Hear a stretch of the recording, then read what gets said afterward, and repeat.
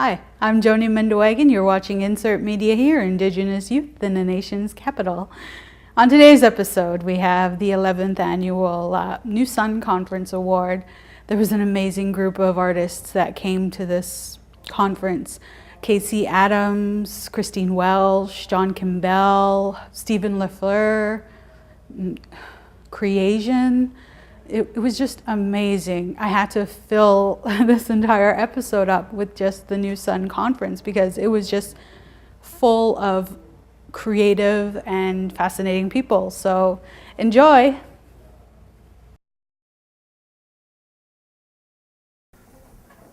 So good morning. My name is Alan Ryan, and I hold the New Sun Chair in Aboriginal Art and Culture here at Carleton University. And I'd like to welcome you to Carleton and the 11th Annual New Sun Conference on Aboriginal Arts, Reconfigured Realities. It's the 8th edition in this very room. This room has a history. And as in the past, we'd like to acknowledge the gratitude and the hospitality of the Algonquin people on whose unceded territory we gather today. You can clap.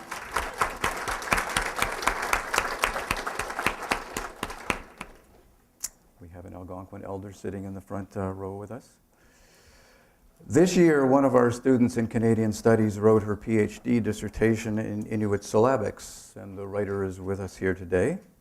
And in it, she stressed the importance of relationship theory, the idea that knowledge does not exist outside the realm of human relationships. And I'd like for us to remember this as we embark on this journey of learning today as a community. And we are a community, the New Sun community. One of the great pleasures of organizing the New Sun Conference each year for the last decade is to see a community materialize in this room as if by magic, with an energy and purity of spirit that is almost palpable. And that persists for the entire day and even beyond. I often tell my students that knowledge comes with responsibility, especially when it comes to Indigenous knowledge. And I ask them to consider what they might do with such knowledge to promote cross-cultural understanding and change the way the national narrative is constructed, both here and abroad. And I offer you the same challenge. Over the course of this day, we'll be entertained, amused, enlightened, unsettled, surprised, and inspired by heartfelt stories that challenge the limited images of Indigenous realities that we find in the mainstream media. Our first presenter is Casey Adams, a Winnipeg-based artist who works in a variety of media, from sculpture, installation, drawing and painting, to photography, printmaking, and kinetic art. She does it all. Thank you very much, Alan, for inviting me. I looked at some of the participants in the past, and I thought what an honor it was to be a part of such an incredible group of people. I hope you guys are ready this morning because I have a lot of slides. I'm going to be bombarding you with it. My work as an artist reflects kind of my own life. I'm of mixed ancestry, and so oftentimes what I do is I find polar ideas and I bring them together, or I kind of play them off each other. So this is called The Gift That Keeps On Giving, and it's a triptych, and the top and bottom part are photos of people who are affected by diabetes and the body parts that happen, and the middle section is sugar. The top part is the fingers, and the bottom part's the foot, and that's lard. And this part is the stomach at the top, and the other one's the foot at the bottom, and that's flour. This is an installation shot of the show.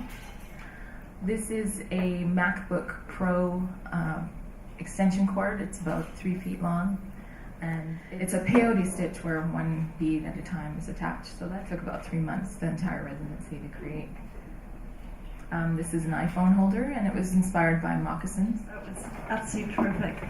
Could you explain a little bit more about what you mean by cyborg?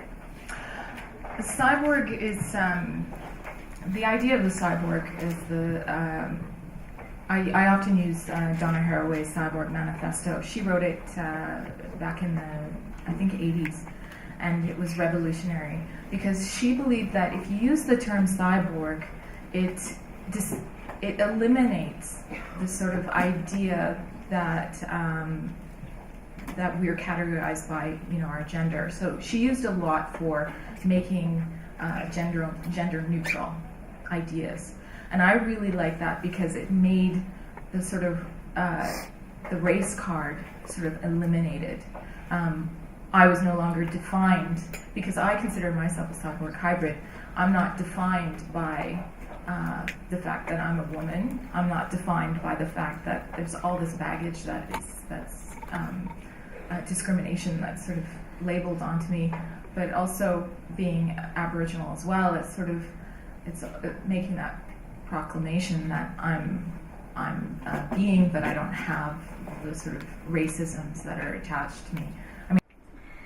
I think filmmaking is the ultimate collaborative art, and so whenever I'm invited to come and speak about my work, I do so a little bit hesitantly because I think about all of the people, countless people, some of them still with us, some of them in the spirit world, who are so much a part of what it is that you see when you look at one of my films. All the people who give their technical support, their guidance, their prayers, every kind of support, including financial support, so that that work can be made.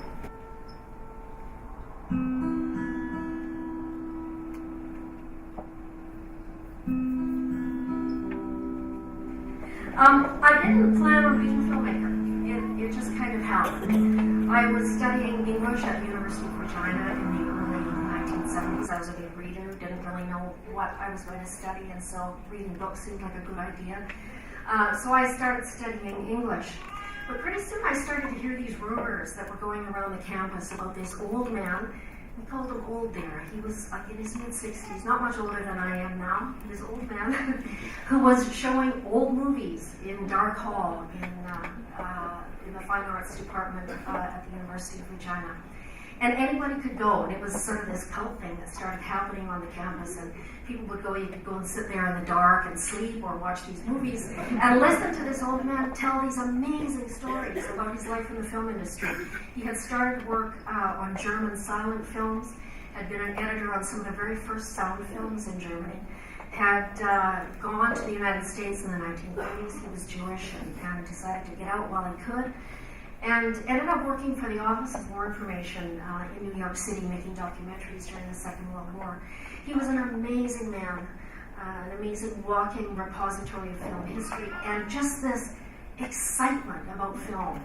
And lots of people like me went and sat in Dark Hall and listened to him and watched the films that he was showing. Only in my case, I never went back to English class. I just kind of stayed there. And that was it for me. That was the beginning of my love affair with film. He had been an editor, and he saw in me somebody who had a talent for editing, and he sort of took it upon himself to train me. It was all very informal. There was no film department. There were no film production classes. It was all kind of, you know, if you hung out long enough, somebody would tell you something. And that's what he did with me. He taught me, for those of you who know anything about film, he taught me editing on a moviola. Those big things that went around this way. And I think about that now, talking with Casey, talking about technology and how we've always adapted to technology. In my years in the film industry, I have seen like just an incredible range of technology, starting with that moviola. So yeah, I never went back to English class, never finished my degree, got offered a job at what was then the Saskatchewan Indian Cultural College in Saskatoon to head up what was then their first video production unit. And what we ended up doing was going out and recording elders. It was the early 1970s, mid-1970s by this point, and there was this realization amongst Native people in Saskatchewan that we had a whole generation of people who still spoke their language and who had all of this history and all of these stories that we needed to record in some way before they passed. And so our job was to go out and to do that, and I did that for 2 years in Saskatchewan. I don't want to make this too stuffy, so just turn to the person next to you and give them a big kiss.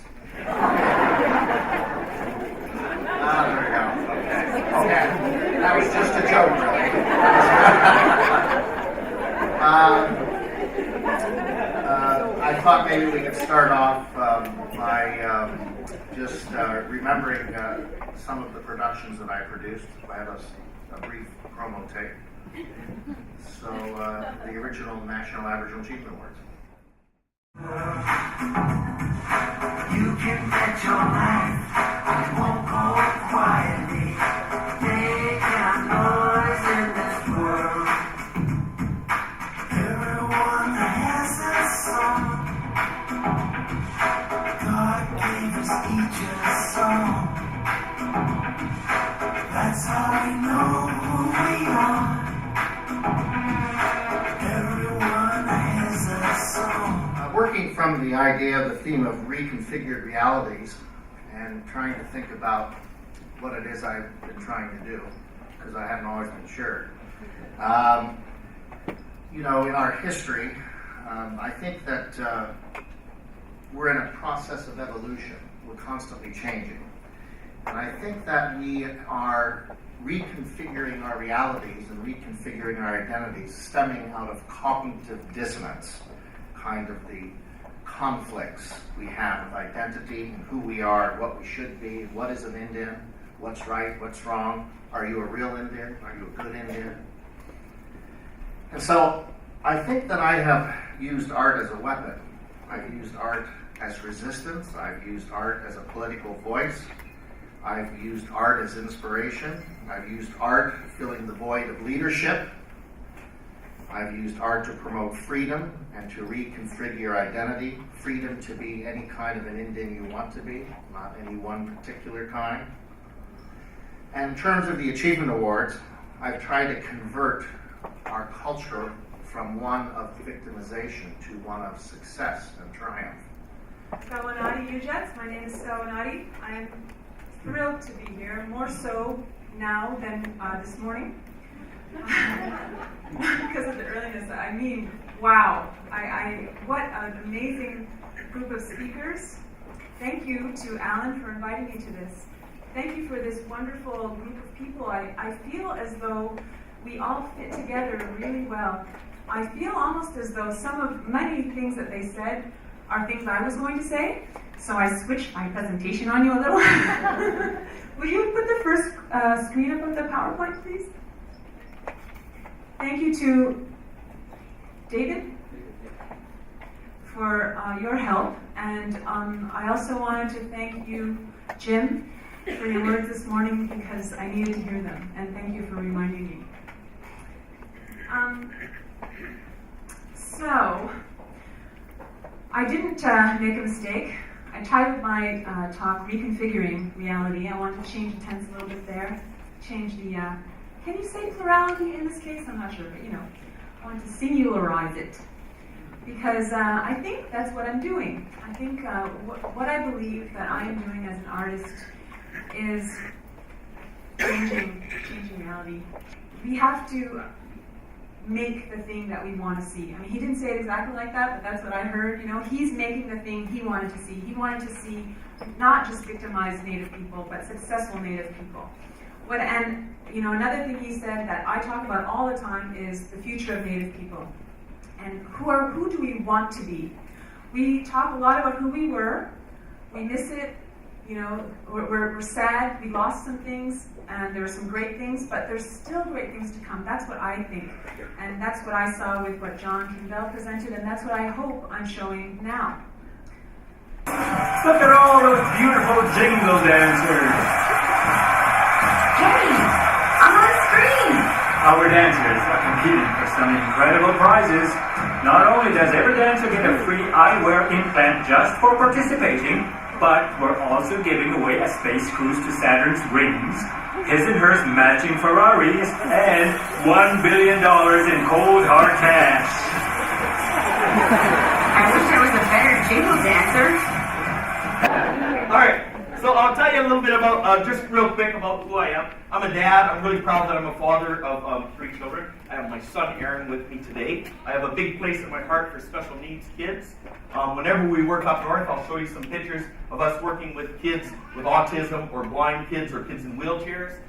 I got a big belief system that it's not enough to involve them, that we have to look for opportunities to make them the center of attention to shine. because they've probably never experienced that in their life. So that's a little sidebar about kind of who I'm at. And I'm a social worker, all frontline work. That's not me. All frontline work. One of the most interesting programs that I got involved in when I was kind of decide, am I going to be a teacher or a social worker, is I did 15-day canoe trips with Toronto probation kids in Algonquin. And I realized, oh my God, I have a lot in common with these angry young men. Why? Because I was that angry young man. Look at this. Okay, that's their sponsor. That's their sponsorship page. This is us. I went just a little video to start it off.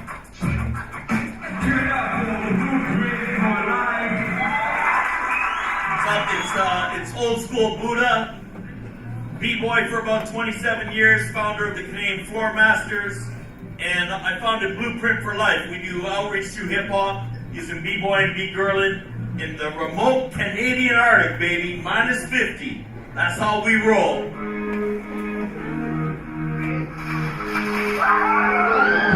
We like to swim in the north, too.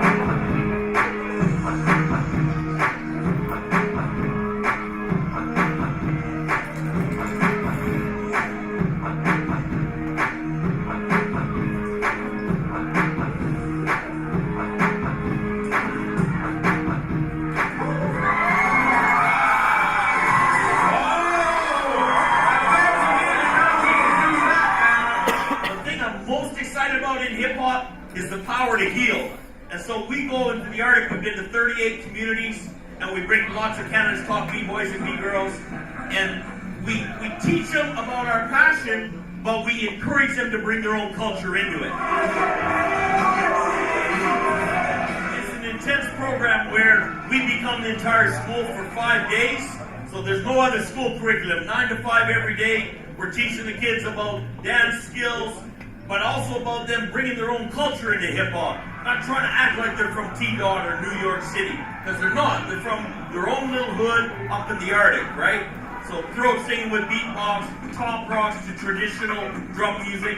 It's all about them believing that the world hasn't forgotten about them.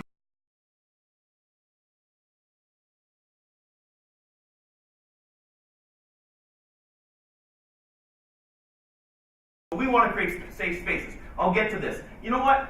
I was telling you, I was listening to CBC about 6 years ago, and there was some specialist on hip-hop, and I'm like going, I ain't never heard of you, never seen you in the dance circle. Who the hell are you? You wrote a book or something. Okay, whatever, right? I get a little antsy about that sometimes. A lot of academics writing about, because hip-hop's my culture. I guard it like a baby, right? And most of us heads in hip-hop, we feel that way. We're very protective. Because it's not a fashion for me. It's not a hobby for me.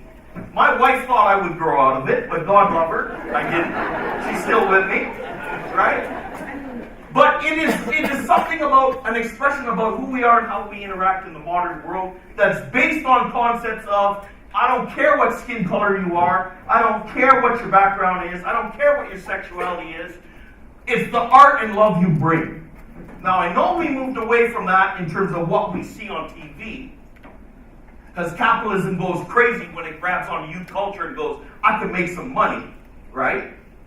So I'm not going to do a big talk about that. We do talk to the kids about that. But the essence, the hip-hop that I grew up with, was about celebration. And to me, celebration of communities, that's a traditional value. And guess what? We're going to find that value in cultures around the world.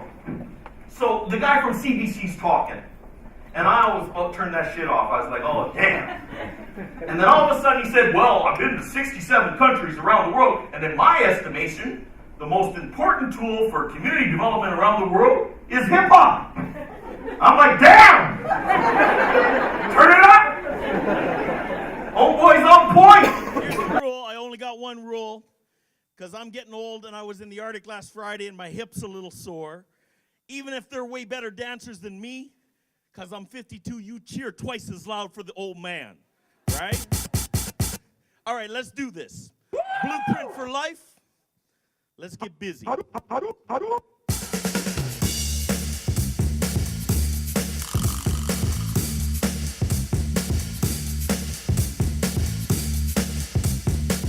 Listen here. Got some boys that play some real nasty horns.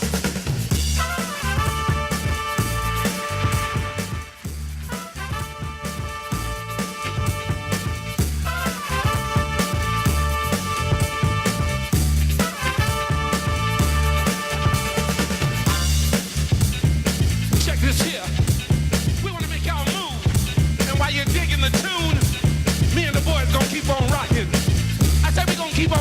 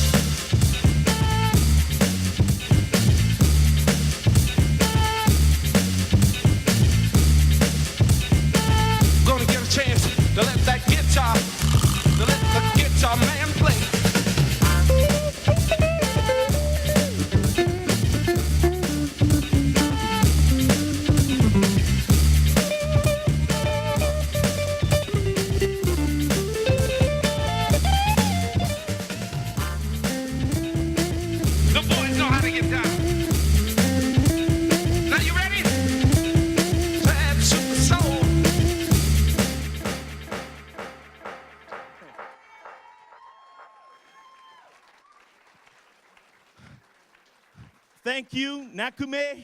I just wanted to say that kind of energy, that kind of passion just for living, for life, that's what we try to share with the kids.